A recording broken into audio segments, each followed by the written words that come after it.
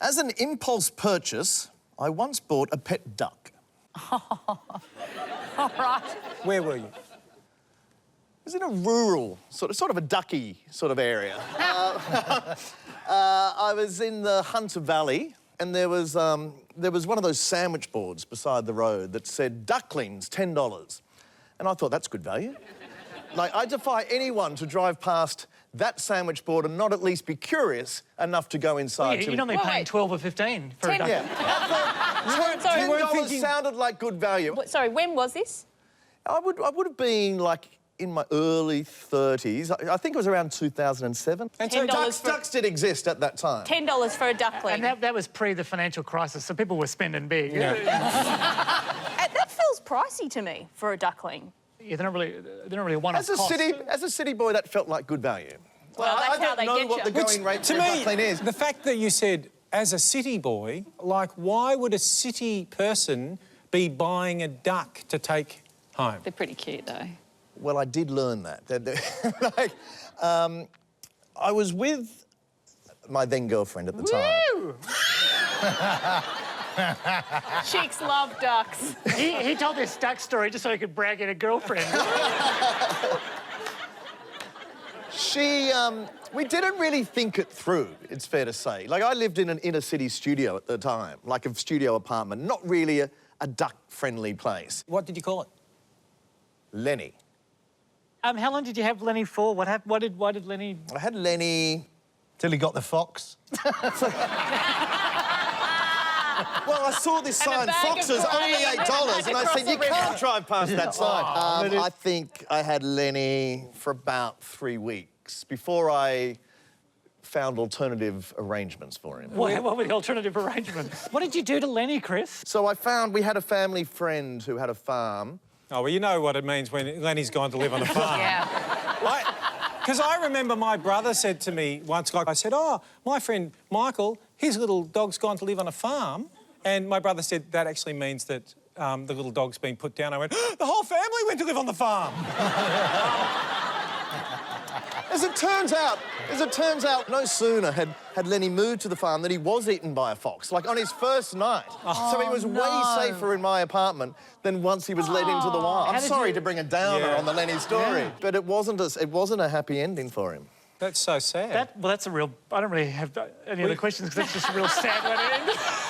We really want it to be a lie now, don't we? To save really Lenny, do. at least. So for the sake of the keep Lenny alive, we're going to say that it's... Although he's not alive... No, he doesn't exist. To keep the fictional Lenny alive by him not existing, I think it's better to have not existed. OK, I can do this. We're going to say... It's better to have loved and lost than to have not existed ever. See what you said? We lose either way. Either this beautiful duck didn't exist or the duck got eaten by a fox. If it helps, we don't know Lenny died. They just told me... That a fox got him? They told me there was a fox incident. Oh, like it's a prank. Oh, I told him a fox. No, to be fair...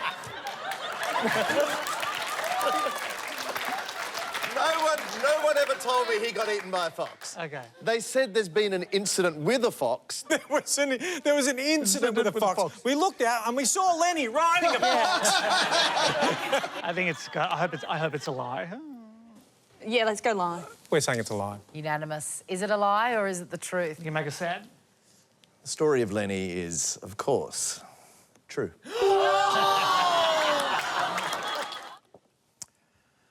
Once during a day at the beach, a seaplane landed on top of me.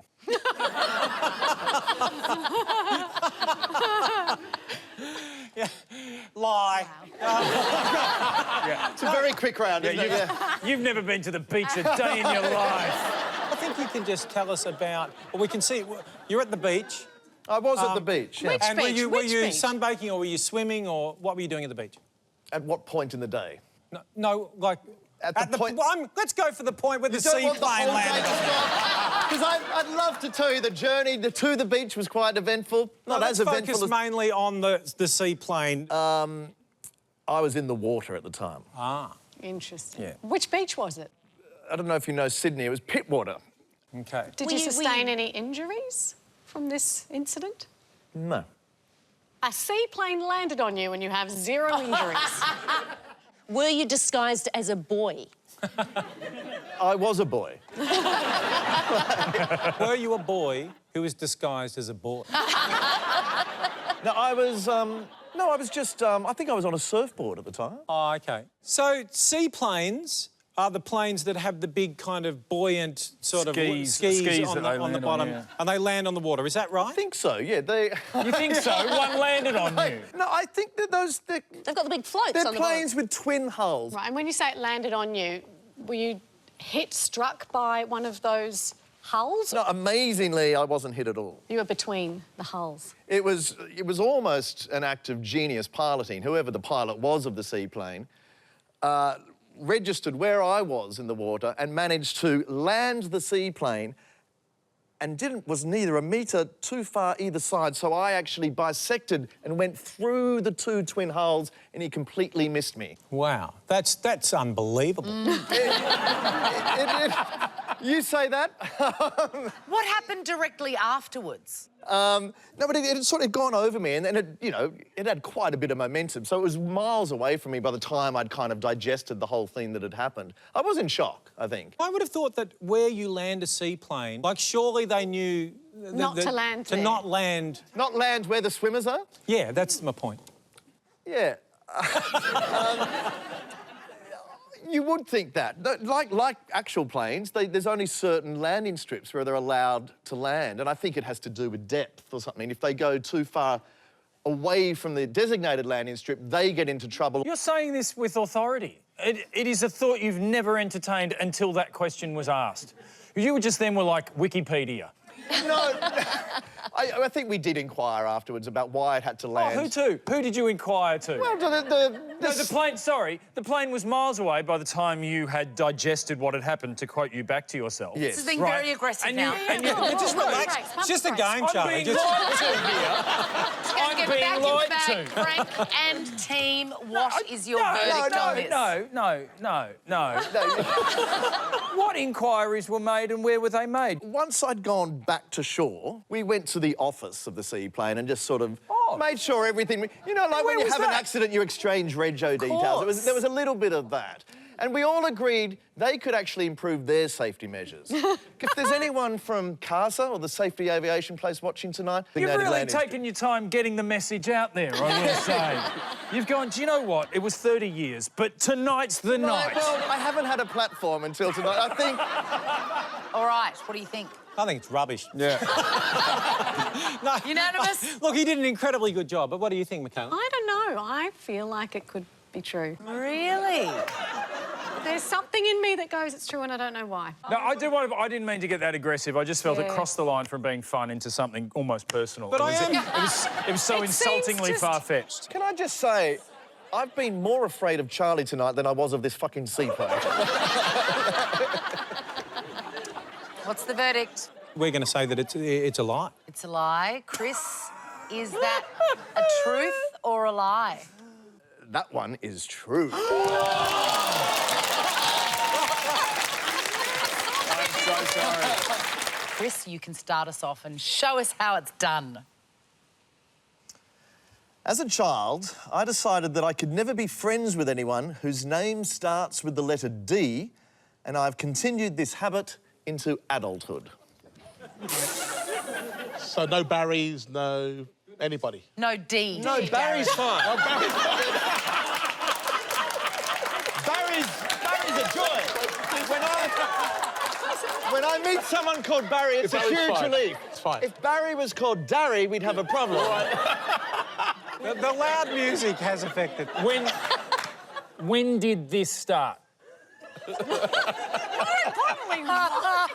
On what bay did this start? Say primary school. That's pretty vague. That's very like 5 vague. to 12, Very vague. bro. I think you must know more specifically, because it has to, there has to be someone. There was. Yeah. There was a Darren. Yeah, there was a Darren. He bullied me. Darren was a shit. And so in the sandpit at primary school, he just made my primary school life hell, to the point that Darren and his name became problematic. Why not just Darren's? Why anyone with a D? The reason was, at primary school, you're often categorised or asked to queue up alphabetically. So those around Darren, who also had D Christian names, started to be infected by his poisonous bullying. So What a bunch of D-heads. Yeah, so Darren, David and Darren, they all started forming this D gang. And so it sort of was logical in my head that anyone with the letter D at the start of their name was an enemy of mine. Why did you carry this on into your adulthood? Why didn't you just go, well, that was a silly kid thing? I guess we become creatures of habit. It's sort of, once you start something, you just keep doing it. Do you feel, though, that there's been anybody who you've really, in your conscious mind that you've missed out on a beautiful friendship because they're a good person, but the D in their name just gets in the way? I assume David Attenborough is lovely. I think that's a safe assumption. I've heard his shows are quite good. You've never watched a David Attenborough... How is that possible? You've never watched David Attenborough show? No D's in my household. Oh, I don't know. In fact, Did you watch Baywatch starring David Hasselhoff? What about with a lot of Days double D Our girls. So what about in terms of the romantic side of things? Has there ever been like a girl? No, it has affected me, if I was being honest. Like, there was this gorgeous, lovely girl, Danica, who... Who was... No, there was not. Who was otherwise perfect. Like, you could not falter. She was absolutely angelic. Had her name not begun with D, we'd probably be married. Yeah, I think she'd have some say in the matter. All right, guys. You know, people do have these kind of mental quirks and issues, so what do you think? No, they absolutely do, but I think this is A-grade baloney. To suggest that this is part of a sincere mental health issue and choose this as the forum to talk about it, I mean, I don't think you are that bad a person. So I will say that is a lie. OK, so I think we're unanimous. We're going to say that it's a lie. Chris, is it the truth or is it a lie? Charlie has been so sceptical all day. Yeah. And it's been insulting, frankly. Because I'm here to tell you it is actually a lie. Of course it's a lie. Of course. Of course it was a lie. Every day, I issue my wife with a menu of dinner options for that evening's meal. Oh, my God. Wow. He's still my beating heart. OK, I think the first thing I want to know is how does your wife feel supported or does she feel pushed around? I think she quite likes it. I think it's a system... I've never asked her. She will speak when she is spoken to. Now fetch my slippers and my pipe! Is that the way it goes?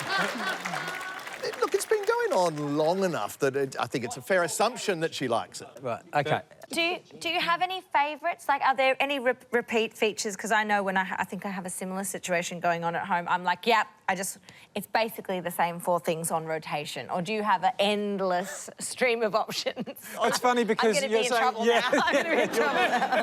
Your partner is working so hard and you've just let the cat out of the bag. Look, I actually pride myself. There's no repeat dishes. It's a new set of four entirely new dishes every menu. You must have very regular sexual intercourse. Yeah, that's what I'm thinking. I have a menu of things she'd like to do in the bedroom. Is it printed? Printed menu, yeah?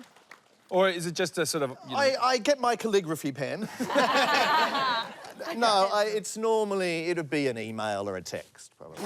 A blackboard that you do, like, little flowers on the side and everything. I love it. I love it. What are some of the options that you just say one of the menus right now for us? The most recent one, for example, if I can recall, the 4 options were Syrian chicken with a rice pilaf. Oh, I'm feeling aroused. The next option would have been Veal saltimbocca with seasonal greens. Yum! Hang on, what time are you offering her these? Yeah. The menu normally gets sent out at about 3 or 4 p.m. What were the other 2 things on the specials? The other 2, pasta alla vodka. Yum. And the 4th option on the menu was duck floater. Wow. Right. That's a lot of food that's been made from scratch from 4 p.m. onwards, that's in your fridge, obviously had to be defrosted. bit ready to go. That's a lot of food waste in your house, I've got to imagine. I will only make the one she chooses. I mean, I haven't. What about the other stuff? I haven't done any shopping at this point. Whatever she chooses will determine what I buy from the shops. Toddle off. So you, on a daily basis, you toddle off to the shops to buy what your wife It's would... an extraordinary thing, isn't it? I almost feel like I need that not to be true for my own relationship. But is it? What So is your gut telling you? Is it true or a lie? Every day. Every day. Not days that we're eating out. It would happen 4 or 5 times a week on the days we're eating in. Yeah, that's incredible. But you've had a very similar experience. Except, what do you think about the... I mean, your fella, just like the same fucking 4 meals. Round and round. Oh, God, here it comes. Whereas he's saying... They're all beautiful. Yeah. Whereas he's saying...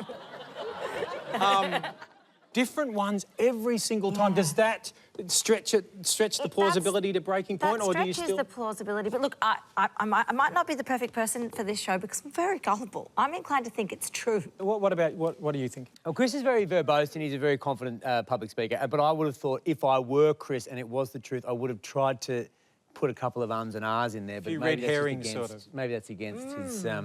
I don't know. It sounds very... I did put lots of ums and ahs in, but the editor of this show took them all out. We've got True here. Yeah, but now I'm second guessing because I think of like we've got nothing to lose. I'm going to go with True because I think Chris is an absolute gentleman, and to me it strikes me as the sort of thing that he would do. Okay, well I'm going with my team. We're saying True. I cannot wait to find out what this is. Chris Taylor, is that the truth or a lie? You're all invited to my place for dinner. That is true. The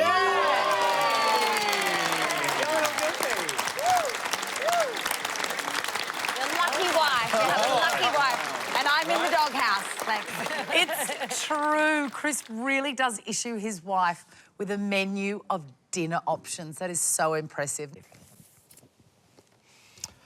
I regularly participate in a medieval reenactment society. Oh, perfection. It's true. I can No more questions. All right. Describe the garments you wear. In detail. Well, there's a lot of armour, as you might imagine. We recreate battles. So, yeah, it's sort of real chainmail. The classic... Helmet. Helmet still. Thank you. You might wear chainmail, breastplate, then your sort of coat of arms. So you have chainmail and a breastplate, which is more like what I think of like what Romans wore. No, that checks out. It checks out. Okay, Yeah. No, that's good. You're dressed as a knight. What kind of battle would then take place? A medieval battle, generally. But what sort of choreography would happen? We vary it. So we sometimes have horses. So there'd be, you know, like... We know what horses are. Jousting? Jousting. So thank you. Where 2 of us would be astride a horse and we'd charge each other with a big lance. That sounds terribly dangerous, charging at each other with a big lance on a horse. We don't use the same jousting sort of poles that they would have in medieval time. They're sort of slightly blunted. It's a pool noodle. Yeah. Does that check out? I'm not that nerd. I know the clothes, but... OK. I'm interested just to know with the horses, do you have your own horse? How do you come across a horse? No, we hire horses. You hire horses in? We do it like 4 times a year. And they bring horses in. Right. I happen to know a friend of mine does similar things to these, and he's got a little move that he does with his visor that he's told me that everybody who does it, like it's a very common visor move that people do. What I do to lift it is just... OK. And then if you want it to go down, you don't actually bring it down. This is maybe what you're referring to. It's just a... And then it naturally falls. It's so close. Because he said, like, similar to, you know, when people wear glasses, like if you just get the right tilt, that thing where you can go... Oh, you just do, yeah. Like that. Well, he said they just sit it there, and when they're about to head out, they go, watch me win this tournament. Yes. And they head out. It's a very common... It doesn't need manipulation, yeah. I mean, you probably would do it if it's something. I just give a little tap to the back of my head and it will do it. But yeah, absolutely, we all do that. It's sounding very convincing, or is it? Is it a truth or a lie, Team Frank? It's a delightful story. It is. If it is true, I shall surely be hunting down your next tournament, sir. And I will wave my handkerchief as you trot into battle. But I think it's a lie. Yeah. He's passionate. I own horses. I'm interested in the thoroughbred world. I don't know anyone that's going to give these guys a horse. Yeah, but I think the whole horse thing is just a little bit too dubious for me. Did I mention it's a pantomime horse? 2 other members of the society dress up inside the suit. No, you didn't mention it. Based on our, our horse doubts, I think we're going to say that it's a lie. It's a lie. All right, Chris, is it a truth or a lie? People have always doubted the story of King Arthur, and probably with good reason, because my story too is an absolute lie. Oh, but what a gallant effort. Very well done. During lockdown, I had so many parcels delivered that one delivery driver asked me to be the godfather to his baby. So it happened to you too, did it? Well, did you say yes? Oh. I did. Man? Was it a... Was a man. Man? How many times have you met this man? I'd say it was at least over 10 during lockdown. I was buying a lot of wine. who wasn't? Some appliances. Are you enjoying your air fryer? I didn't get an air fryer. Oh, I didn't. God, I just assumed. No. How are you going to make the pasta chips then? Oh. There would have been a range of delivery people during the entire lockdown. But this guy struck a chord. What's his name? I never got his name. You don't know his name? So you're the godfather of... Did you get the child's name? I got the child's name. OK. And what's the child's name? Rupert. OK, lovely. So... Calling me the You don't know. I think that's a pretty massive chink. I don't know how big a chink needs to be before it becomes a chunk. The fact that you don't know the name of the I person. don't know about you, but when I do the transaction where you receive a parcel, you don't go, oh, and what's your name? You know what you also don't do? Would you be my child's godfather? Yeah. He didn't ask me that. Did he ask you to cut the umbilical cord? He didn't ask me that at the door. When did he ask you? I got an email from the company. From what company? Australia Post? DHL. So... And keeping up with deliveries during lockdown, did you give the answer 3 to 4 weeks later?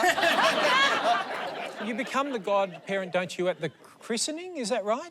If you have a christening, now I think it's just a notional sort of symbolic thing. Oh, so all you have to do is tick the box and now you are the You just tap your phone on the baby and then you're done. But I might be wrong about this. My understanding of an interpretation of the godfather role is that you would actually take on the role of the parent if the parents died. You're going to raise the child of a man whose name you don't know? Well, again... Well, he's dead. We don't care about him. It's Rupert.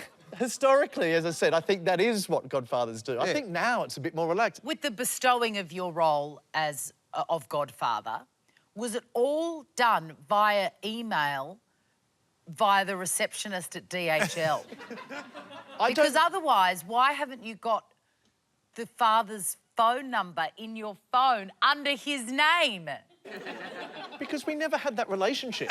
He would just be dropping off parcels. Yeah, we just have the relationship that I'll raise his child if he dies. That's just... I don't think I've painted the picture.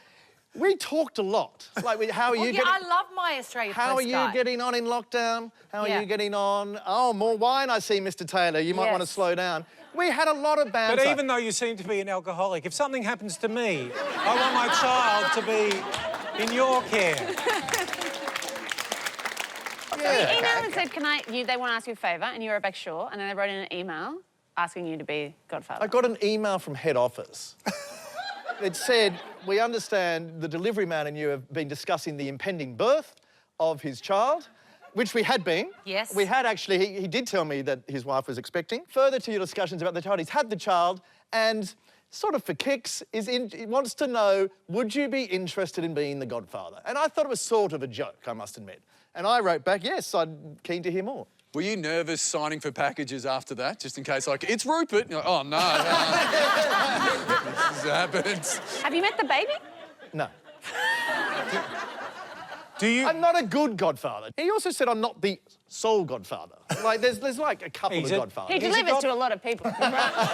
So how did you break it to your lovely wife that you may someday be raising some postman's child? I'm not raising the child. I'm insisting that you raise the child. I have great faith in the delivery man's ability to stay alive, and I think we need to get over the idea that I'm raising Rupert. I've never met Rupert. I think we all understand I'm never going to meet this fucking kid. Sorry, Rupert, if you want. But it was sort of understood I was a notional comedy grandfather. Godfather. I don't want anything bad to happen to this delivery man or his immediate family, but also part of me really wants you to have to raise this kid. What a premise! What a sitcom premise that is. Yeah. All right. What do you think? I don't know. Look, I'm feeling fairly confident that it's a lie. It's insane.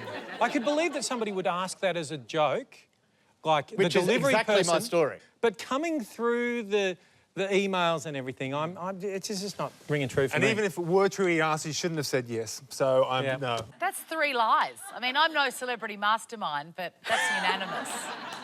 Oh, it's going to be so embarrassing. Yeah, so I think unanimous, we believe it's a lie. I genuinely hope Rupert's not watching, because it is, in fact, a lie. Thank God, I was feeling so sad for Rupert. As a kid, I was the face of a clothing range for boys called Tween Scene. Tween scene. When you say as a kid, how old were you when you struck out as a model? I was a tween, I'd say. Yeah, I was about 11, 12, I'd say. And you were the face of that all those clothes? Briefly, yeah, for a couple of seasons. How did you get the job? I had an agent when I was young. I had a friend who'd done it, a friend at school, and I sort of was jealous. I was going, oh, there's this kid at school getting money for just basically putting on clothes. And so I asked Mum, do you mind if I do that? And she was reluctant, to be honest. She sort of never wanted to get into any sort of show business. So I've Especially if you worded it that way. Like, there's a kid at school that's getting paid to put on clothes. Yeah. Can I do that? Although, to be fair, the alternative is worse. I was going to say, could you do one pose for us that replicates what you would have done in... Like for Tween Scene? Yeah. Well, it's funny. It's very different to adult modelling, which is all... Yeah, I'd hope so. It's more just sort of dopey kids going... It's a bit of that, and yeah, and a bit of... Oh, yeah? Yeah. OK. Check out my nipples. Right, OK. Did they ever at any point ask you to put your thumbs into your pockets? We might have done that move. We might have done that move. Okay. Could you show us a bit of that? Is there any thumb in pocket? Yeah, it was sort of... It feels weirdly pervy now. I don't want you to fetishise me as a young boy, but it was sort of... Yes! Yeah, right. Oh, I see that. I can see that. If it's not true, he wishes it was true. And I'd pay good money to see you recreate those in print now. Like, to just see you in some dungarees or... Right. Speaking of good money, it is excellent money for a child to get a modelling gig. What happened to the cash? I remember I didn't receive any of it. It was put in a trust fund. It's a Britney Spears situation. Free Chris! Free Chris! Now, I'm just flashing back to those kind of ads that I've seen. What did they do to your hair? Gel. It was all... Oh, no. This was the 80s, remember? It was all very gelled up. And how did that make you feel? Like a model. So it made you feel good, not like, oh, I'm going to get teased, and it was like, I'm like a rock no one was star. there during the shoots to tease me, but there was a little bit of noodling, if that's the word, in the playground. Like, I got... I don't think... Actually, I'm going to say... We got it on tape. I'm going to say... You know what I'm going to say to that? I don't think that is the word. I think I meant to say needling. Yeah. Hitting you with pool noodles? They'd go to Chinatown and buy some Singapore noodles and just throw them at me in the playground all day. Oh, not another noodling. Why did I do that photographic shoot? Frank's team, what do you think, truth or a lie? Look, when he struck that pose with and the foot went out and the heel and the smile, and he just looked like he was coming home, didn't he?